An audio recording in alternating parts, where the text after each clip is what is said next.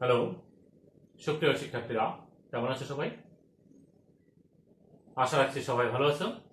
সবাই ভালো থাকবে এবং সুস্থ থাকবে শারীরিক ও মানসিকভাবে, এই আশাবাদ ব্যক্ত করে আজকের অনলাইন ক্লাসে তোমাদেরকে স্বাগত জানাচ্ছি। আমরা পদার্থবিজ্ঞান দ্বিতীয় পত্রের প্রথম অধ্যায় তাপগতিবিদ্যা অধ্যায়ের শেষের দিকের একটি অনুচ্ছেদ সেটি আলোচনা করব। আজকে আমরা এন্ট্রপি নিয়ে আলোচনা করব। এন্ট্রপি কি, এটি তোমাদের কাছে একেবারে নতুন বিষয়। এন্ট্রপি হচ্ছে বিশৃঙ্খলা, এন্ট্রপি বা বিশৃঙ্খলা। তাপগতিবিদ্যায় আমরা এন্ট্রপি বলতে আমরা বুঝে থাকি শক্তি রূপান্তরের অক্ষমতা বা অসম্ভাব্যতা, এটি হচ্ছে এন্ট্রপি। আরেকটি সংজ্ঞা দেওয়া যায় সেটি হচ্ছে সমস্ত প্রক্রিয়া যখন আমরা আলোচনা করি তখন সেখানে আমরা জানি সমস্ত প্রক্রিয়ায় সংগঠিত করার সময় তাপমাত্রাকে ধ্রুব রাখতে হয়। রুদ্ধতাপীয় প্রক্রিয়ায় এরকম কিছু একটি ধ্রুব থাকে বা যা কিছু ধ্রুব থাকে তাকে আমরা এন্ট্রপি নামে আখ্যায়িত করি। এন্ট্রপি একটি প্রাকৃতিক রাশি।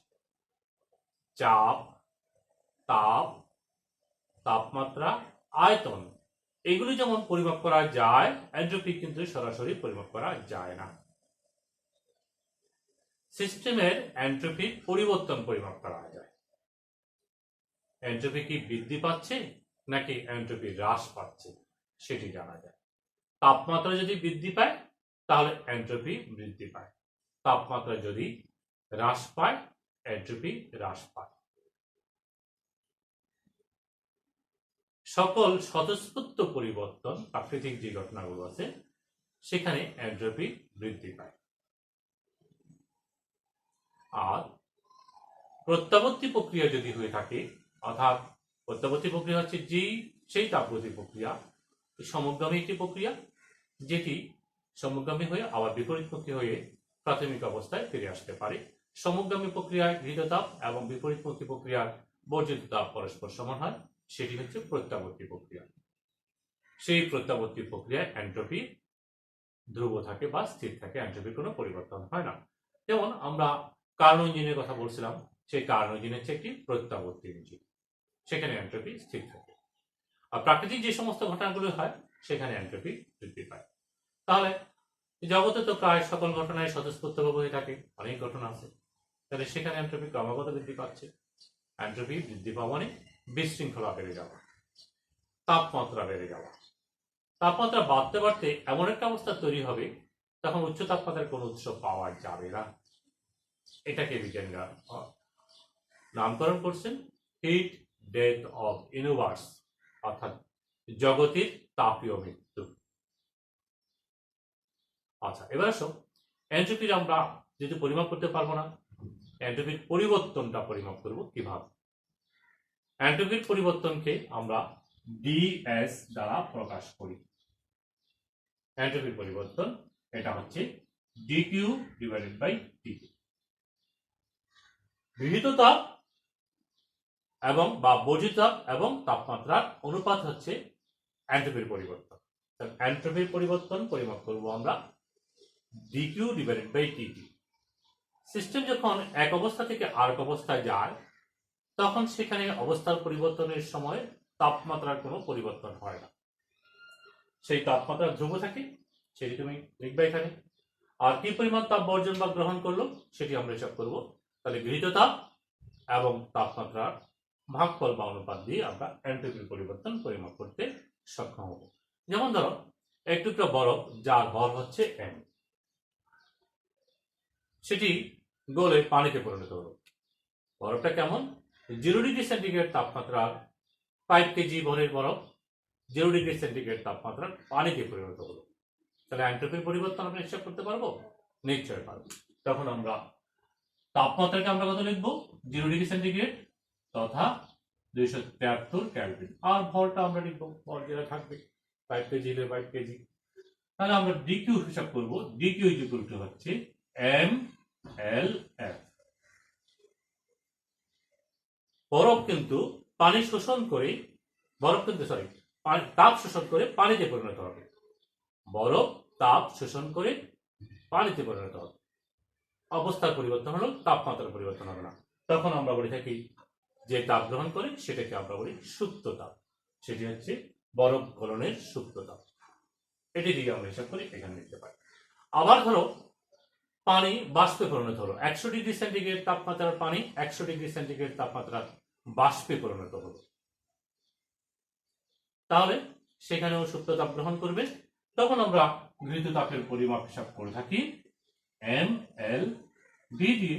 সেখানে টিটা হবে, টেম্পারেচারটা কত হবে, 100 ডিগ্রি সেন্টিগ্রেড তাপমাত্রা পানি 100 ডিগ্রি সেন্টিগ্রেড তাপমাত্রা বাষ্পে পরিণত হলো, তাহলে সেখানে টেম্পারেচার হচ্ছে 100 ডিগ্রি সেন্টিগ্রেড তথা 373 কেলভিন। আর ভর যেটা থাকবে সেটা দিয়ে আমরা এটা হিসাব করতে পারি। তাহলে এনট্রপির পরিবর্তন পরিমাপ করা সম্ভব এই সমীকরণের সাহায্যে। কিন্তু কথা হচ্ছে যদি এক অবস্থা থেকে আরেক অবস্থা যায় তখন তো তাপমাত্রার পরিবর্তন হবে, তখন আমরা এনট্রপির পরিবর্তনটা কিভাবে হিসাব করব? তখন ক্ষুদ্রাতি ক্ষুদ্র পরিবর্তনের জন্য হিসাব করবো আমরা এনট্রপির পরিবর্তন। তারপরে এক তাপমাত্রা থেকে আরেক তাপমাত্রায় যাওয়ার জন্য সমাকলন ব্যবহার করে, যেটি আমরা সমাকলনের সাহায্যে সবসময় করে থাকি, সেই সমাকলন ব্যবহার করেই আমরা টোটাল এনট্রপির পরিবর্তন কত হচ্ছে সেটি হিসাব করতে পারবো। যেমন ধরো আমরা এখানে বললাম একটি বস্তু পানি বললাম, পানির তাপমাত্রা 0 ডিগ্রি থেকে 100 ডিগ্রি সেন্টিগ্রেড তাপমাত্রা উন্নীত হলো, T1 থেকে T2 তাপমাত্রা উন্নীত হলো। তাহলে সেই ক্ষেত্রে আমরা এনট্রপির পরিবর্তন কিভাবে করব? আমরা তো এনট্রপির পরিবর্তন হিসাব করছি গৃহীত তাপ এবং তাপমাত্রার অনুপাত, তাহলে ক্ষুদ্র ক্ষুদ্র পরিবর্তনের জন্য টোটাল এনট্রপির পরিবর্তনটা হিসাব করা সম্ভব। তাহলে তখন আমরা এই ইন্টিগ্রেশন T1 থেকে T2 এভাবে লিখব। আর ডিকিউটা পরিমাপ করব কিভাবে আমরা? ডিকিউটা হচ্ছে ভর ইনটু আপেক্ষিক তাপ ইনটু তাপমাত্রার পার্থক্য। ভর, আপেক্ষিক তাপ, তাপমাত্রার পার্থক্য। ক্যালোরির নিয়ম থেকে আমরা জানি অন্য কোনো উপায়ে তাপ আদান প্রদান যদি না হয় তাহলে গৃহীত তাপ এবং বর্জিত তাপ সমান থাকে। অর্থাৎ গৃহীত তাপ এখানে কি পরিমাণ তাপ শোষণ করলো যেটি আমি দিলাম সেটি হিসাব করলে আমরা পাবো ভর ইনটু আপেক্ষিক তাপ ইনটু তাপমাত্রার পার্থক্য থেকে এই গৃহীত তাপের পরিমাণটা হিসাব করতে পারবো 0 থেকে 100 তে। আবার 100 থেকে যদি 0 তে আসে সেখানেও আমরা বর্জিত তাপ হিসাব করতে পারবো একইভাবে। তাহলে আমরা এই মানটা এখানে বসাই। তাহলে আমরা পাচ্ছি কি integration ms dt divided by t, T1 থেকে T2 তাপমাত্রা আপার এবং লোয়ার লিমিটটা আমরা লিখলাম। এবার আমরা ইন্টিগ্রেশনের বাইরে নিয়ে আসবো ms কে। তাহলে T1 থেকে T2 R 1 by t dt। সমীকরণটা এভাবে আমরা সিম্পলিফাই করতে পারি। এখন দেখো m এবং s কে ইন্টিগ্রেশনের বাইরে কেন নিয়ে আসলাম? কারণ ভর এবং আপেক্ষিক তাপ এগুলো ধ্রুবক, মানে আপেক্ষিক তাপ ধ্রুবক, সেই কারণে আমরা সমীকরণের বাইরে নিয়ে আসছি। 1 বাই t dt এটা হচ্ছে ln t, ln t আমরা বলি এটাকে ms ln t। কেন? 1 by x dx ln x, এটা আমরা জানি তো। হ্যাঁ, তাহলে এটা কত হবে? আচ্ছা এখানে একটু লিখতে হবে T1 থেকে ms ln integration 1 by x dx ln x। এই সূত্রটা সমাকলনের এই সূত্র আমাদের জানা আছে। ইন্টিগ্রেশন 1 বাই x dx হচ্ছে ln x। এই সূত্রটা আমি এখানে এই 1 বাই t dt বসালাম। তারপর সমাকলনের নিয়ম অনুযায়ী আমরা জানি কিভাবে করতে হয়। dx এখানে ms থাকবে, তারপর আমার তৃতীয় বন্ধনী দিয়ে আমরা এটাকে প্রথম বন্ধনী দিব, এখন তৃতীয় বন্ধনী উঠাবো, আপার লিমিট এবং লোয়ার লিমিটের মান বসাবো। ln আপার লিমিট হচ্ছে t2 মাইনাস ln এর জায়গায় t1 বসাবো। জানো তো এগুলো আমরা এভাবেই তো আমরা সমাকলন করে থাকি।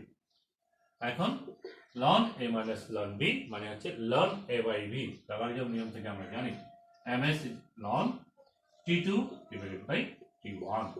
এই হচ্ছে আমাদের এনট্রপি পরিমাপের আরেকটি রাশি।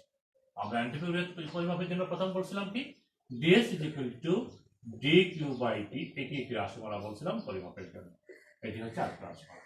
যখন এক তাপমাত্রা থেকে আরেক তাপমাত্রায় পরিবর্তিত হবে তখন এনট্রপির পরিবর্তনটা হিসাব করবো আমরা এই সমীকরণের সাহায্যে। তাহলে তোমরা কি একটা অঙ্ক করতে পারবা? নিশ্চয় পারবা। দেখো আমি প্রশ্নটা বললাম 0 ডিগ্রি সেন্টিগ্রেড তাপমাত্রা 0 ডিগ্রি সেন্টিগ্রেড তাপমাত্রার 5 কেজি বরফকে, অর্থাৎ 0.5 লিখি, 0.5 কেজি বরফকে 100 ডিগ্রি সেন্টিগ্রেড তাপমাত্রার বাষ্পে পরিণত করলে মোট এন্ট্রপির পরিবর্তন কত হবে? তাহলে এই গাণিতিক সমস্যাটা তোমরা কি করবা? সমাধান করবা। আর এটি তোমাদের কি বারের কাজ, তোমাদের বারের কাজ হিসেবে থাকলো এইটা, এই অঙ্কটা। এটি সমাধান করে আমাকে হোয়াটসঅ্যাপে দেবা। প্রশ্নটা কি?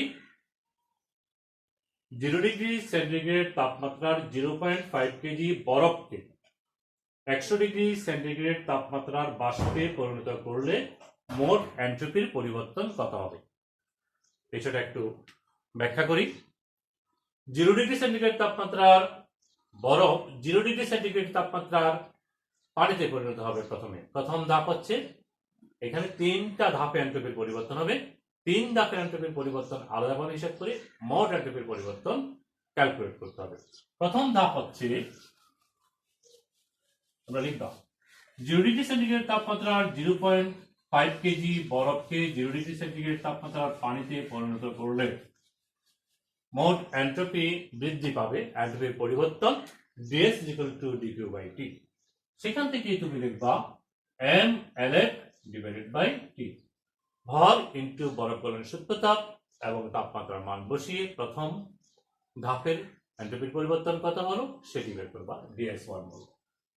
ds2, এই 0 ডিগ্রি সেন্টিগ্রেড তাপমাত্রার বরফ গলা পানি 100 ডিগ্রি সেন্টিগ্রেড তাপমাত্রার পানিতে পরিণত হবে।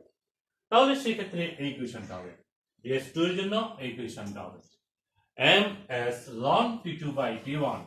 এখানে পানির আপেক্ষিক তাপ, ভর, বরফ গলা পানি, ওই তাপ ভর, আর T2 এবং T1 হচ্ছে যথাক্রমে, T2 হচ্ছে কি 100 ডিগ্রি সেন্টিগ্রেড আর T1 হচ্ছে 0 ডিগ্রি সেন্টিগ্রেড। মান বসাবা, ক্যালকুলেট করে হিসাব করবা ds2।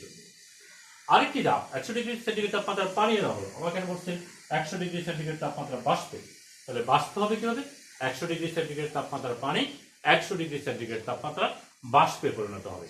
তাহলে আবার অবস্থার পরিবর্তন হবে, তাপমাত্রার কোনো পরিবর্তন হবে না। তাহলে তৃতীয় ধাপের জন্য ds3 বলবা dQ/T, আর dQটা হচ্ছে mLV/T। এলভিটা কি? ল্যাটেন্ট হিট অফ ভ্যাপারাইজেশন, অর্থাৎ বাষ্পীভবনের সুপ্ততা, সেই মানটা বসাবা। আর ভর এবং তাপমাত্রা বুঝতেছ, তাপমাত্রার কথা বসাবা। এটি 100 ডিগ্রি সেন্টিগ্রেড তাপমাত্রার গরম পানি 100 ডিগ্রি সেন্টিগ্রেড তাপমাত্রার বাষ্পে পরিণত হয়েছে, তাহলে 373 কেলভিন হবে।